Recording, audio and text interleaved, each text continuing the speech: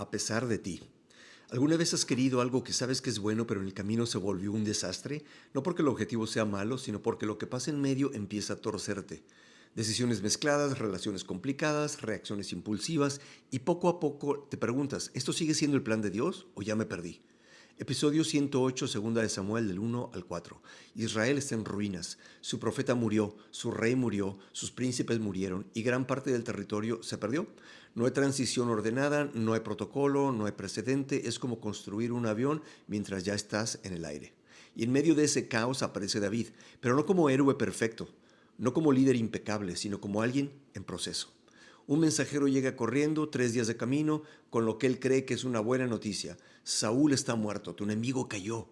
Pero David no celebra, llora, hace duelo, se rompe, porque aunque Saúl lo persiguió, seguía siendo el rey, el ungido. Y aquí hay algo que muchos no entienden. David no está reaccionando políticamente, está reaccionando espiritualmente, en una cultura donde matar al rey era traición absoluta, y más aún si eras extranjero. Esto no era negociable.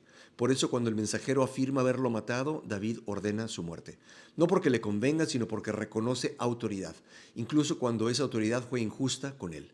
Y aquí empieza la tensión, porque David hace cosas correctas, pero no es perfecto. Tiene múltiples esposas, cuando la ley ya había advertido a los reyes sobre eso, Deuteronomio 17:17. Más adelante pronuncia maldiciones sobre la casa de Joab, segunda de Samuel 3:29. Y aunque Joab actúa mal, David tampoco responde siempre de la forma más limpia. Dios lo eligió, pero eso no significa que todo en David está bien. David consulta a Dios, ¿a dónde voy? Y Dios responde, Hebrón. Judá lo reconoce como rey, pero solo Judá, no todo Israel, porque el proceso no es inmediato, no es limpio, no es perfecto. Mientras tanto, del otro lado, el sistema antiguo no quiere morir. Abner, comandante del ejército de Saúl, levanta a Isboset como rey sobre el resto de Israel. Ahora hay 2 reinos, 2 coronas, 2 narrativas. Y lo que sigue no es una transición ordenada, es tensión, conflicto, sangre. 12 contra 12, una escena casi absurda, como si la guerra se resumiera en un espectáculo. Pero termina en muerte, todos caen. Y luego persecuciones, venganzas, asesinatos, decisiones impulsivas. Y aquí hay una idea filosófica antigua. Los estoicos hablaban del control interno y el control externo. No puedes controlar lo que sucede afuera, pero sí cómo respondes. El problema es que en esta historia casi nadie está respondiendo bien. Todos están reaccionando. Abner mata a Asael, Joab mata a Abner, 2 hombres matan a Isboset y todos creen que están haciendo lo correcto o al menos lo conveniente. Hay una escena que parece sacada de una tragedia clásica, como en Macbeth de Shakespeare. Un hombre que sabía exactamente lo que debía hacer, pero decidió adelantarse al proceso.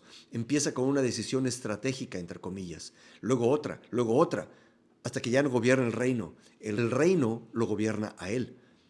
La culpa no lo deja dormir, la paranoia lo consume y al final ya no es el mismo hombre que empezó. Pero aquí está lo inesperado. Cada vez que alguien mata pensando que le hará un favor a David, David responde igual, juicio. No celebra, no premia, no se aprovecha. El mensajero que dice haber matado a Saúl muere. Los que matan a Isboset también mueren. David no está dispuesto a llegar al trono de cualquier manera. Y aún así el proceso sigue siendo caótico, imperfecto, lento. Y aquí hay algo que solemos ignorar. Leemos estas historias como si fueran modelos a imitar, pero muchas veces son descripciones, no instrucciones. La Biblia no está probando cada acción, está mostrando cómo Dios obra en medio de acciones humanas reales, incluso equivocadas.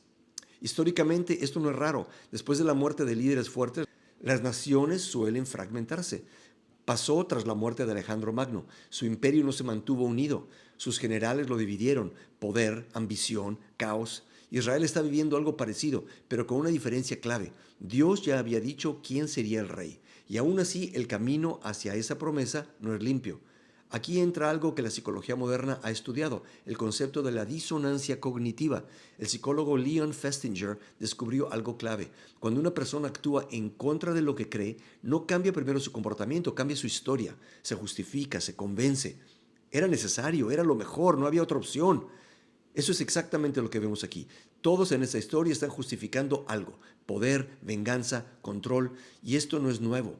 Ya lo vimos antes, el rey Saúl cuando ofreció el sacrificio que no le correspondía, en 1 de Samuel 13, sabía lo que Dios había dicho, pero el miedo lo apretó, la presión lo empujó y decidió ayudar, entre comillas, a Dios.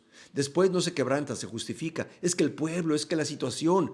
El destino era correcto, pero el proceso lo empezó a deformar. Pero David, aunque falla, muestra algo distinto. En 2 de Samuel 3:39 dice, soy débil hoy aunque ungido rey. Esa frase es brutalmente honesta. No es el lenguaje de un hombre que se cree perfecto, es el lenguaje de alguien que sabe que está en proceso. Y aquí está el punto central. Dios cumple sus propósitos no porque las personas lo hacen perfecto, sino a pesar de eso. Esto no justifica el error, pero sí revela algo del carácter de Dios. No necesitas tener un proceso perfecto para que Dios cumpla su propósito. Pero eso no significa que el proceso no importe, porque cada decisión sí tiene consecuencias. Y quizás esa es la tensión que estás viviendo. Sabes hacia dónde quieres llegar, sabes lo que Dios puso delante, pero el camino no ha sido limpio. Y te preguntas, ¿todavía puede Dios usar esto? La historia responde, sí, pero no sin costo, no sin proceso, no sin confrontar lo que hay en el corazón. Dios no está buscando perfección inmediata, está formando algo más profundo, carácter, dependencia, humildad, porque el tipo de rey que Dios quiere formar no es solo alguien que llega al trono, sino alguien que sabe cómo vivir cuando llega. Oremos. Señor, a veces el camino se vuelve confuso y nuestras decisiones no siempre reflejan lo que decimos creer. Gracias porque no abandonas tu propósito aunque nosotros fallemos en el proceso.